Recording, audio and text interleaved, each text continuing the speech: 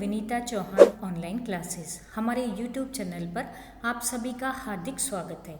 जैसा कि आप जानते हैं, हमारे चैनल पर नवोदय साक्षात्कार की तैयारी हेतु नीलिमा पाटनी मैडम तथा दीपाली मैडम ने आपको कुछ महत्वपूर्ण तथ्यों से अवगत कराया। दीपाली मैडम ने सबसे पहले आपको सकारात्मक सोच रखने का परामर्श दिया। अब हमारे सामने प्रश्न है कि सकारात्मक सोच कैसे बनाएं? इंटरव्यू के दिन हम सकारात्मक कैसे रहें? क्या फ़र्क है एक ऑर्डिनरी तथा एक्स्ट्रा ऑर्डिनरी इंसान की सोच में? यही सब आपको बताएंगी डॉक्टर तरु जोशी मैम, जो कि मेडिटेशन तथा योगा एक्सपर्ट है। आपने 500 से ज़्यादा व्यक्तियों को आयुष मंत्रालय गवर्नमेंट ऑफ इंडिया में प्रशिक्षण प्रदान किया है।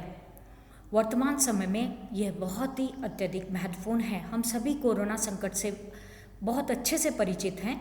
इसमें मेडिटेशन एंड योगा बहुत ही महत्वपूर्ण हमारे जीवन का अंग है।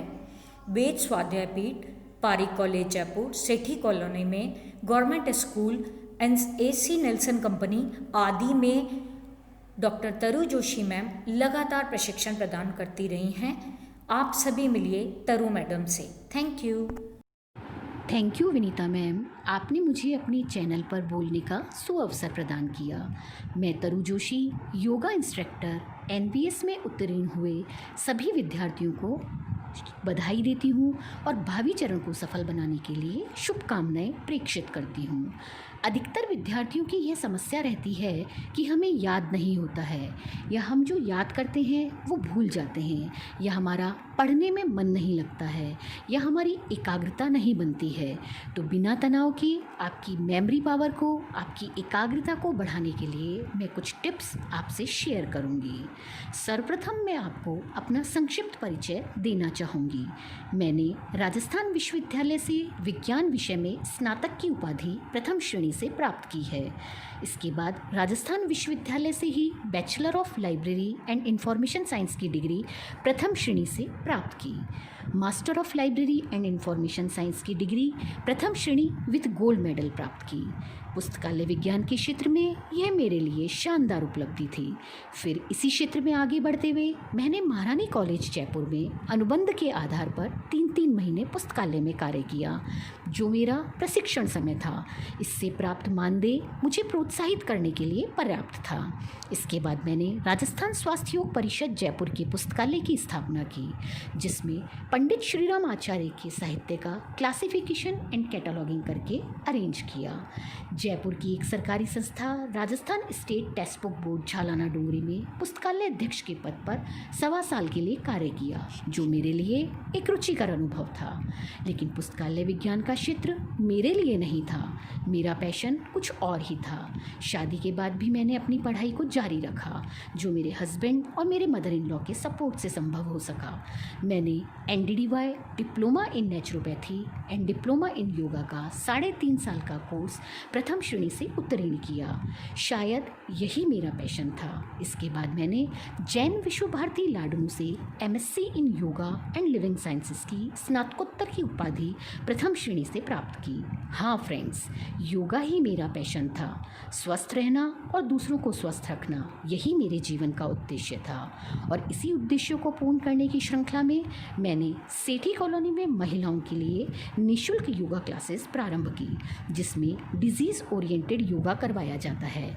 इस क्लास में हर उम्र की महिला प्रतिभागी है। इसका सकारात्मक प्रभाव आने से विगत 4 वर्षों से यह योगा क्लास निरंतर चल रही है। वैसे तो योग एक विस्तृत विषय है, लेकिन मेरा प्रयास रहेगा कि मैं आपको कुछ आसन व प्राणायाम के द्वारा बिना तनाव, बिना अवसाद के आप किस तरह अपनी एकाग्रता को, दृढ़ निश्चयता को बढ़ा सकते हैं, इसके कुछ टिप्स आपसे शेयर करूँगी। प्रत्येक व्यक्ति की कोई ना कोई इच्छा होती है, चाहे वह बच्चा हो, युवा हो या वयस्क हो। इस इच्छा को लक्ष्य में परिवर्तित करने के लिए 3D की आवश्यकता होती है। 3D मतलब डेडिकेशन अर्थात समर्पण, डिटर्मिनेशन अर्थात दृढ़ निश्चयता, डिसिप्लिन अर्थात अनुशासन। अगर इस 3D को निश्चित समय सीमा के साथ जोड़ दिया जाता है तो व्यक्ति की इच्छा उसका लक्ष्य बन जाती है। हमारे मन के 3 स्तर होते हैं: चेतन मन, कॉन्शियस माइंड, अवचेतन मन सबकॉन्शियस माइंड और अचेतन मन अनकॉन्शियस माइंड। जब भी हम कोई सामान्य बात करते हैं तो हम जैसे हमें कहीं जाना है या मुझे यह पढ़ना है, तो यह सब हमारे मन के ऊपरी स्तर अर्थात चेतन मन तक पहुंचती है और शायद ही पूरी होती है। लेकिन यदि हम अपनी इच्छा या अपने लक्ष्य को अवचेतन मन तक पहुंचा देते हैं तो हमारे शरीर की आंतरिक शक्तियां भी उस इच्छा को पूरा करने में हमारा सपोर्ट करती हैं।